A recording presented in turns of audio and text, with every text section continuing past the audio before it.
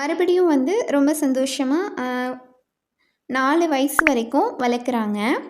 அப்போது திடீர்னு ஒரு நாள் நபி ஸல்லல்லாஹு அலைஹி வஸல்லம் அவங்க விளையாண்டுட்டு இருக்கும்போது மற்ற குழந்தைகளும் இருக்காங்க. அப்போது ஜிப்ரீல் அலைஹிஸ்ஸலாம் அவங்க நபி ஸல்லல்லாஹு அலைஹி வஸல்லம் கிட்ட வந்து அவங்கள மயக்கமுற செஞ்சு அவங்களுடைய நெஞ்சை பிளந்து அதில் இருக்கிற ஒரு சின்ன துண்டை எடுத்து இது வந்து ஷைத்தானிடமிருந்து வந்த ஒரு பகுதி அப்படின்னு சொல்லி அந்த இதயத்தோட பகுதியை ஒரு தங்க தட்டில் வச்சு ஜம்சம் தண்ணீரால் கழுவி மறுபடியும் அந்த இதயத்தை வச்சு தைச்சிட்டாங்க. இதை பார்த்த மற்ற சிறுவர்கள் எல்லாம் இருக்காங்கள்ல, ரொம்ப பயந்து போய் ஹலிமா சாயதியா கிட்ட ஓடி போய் சொல்கிறாங்க இப்படி நடக்குது அப்படின்னு சொன்னோன்னே ஹலிமா சாயதியா வந்து பார்க்குறாங்க.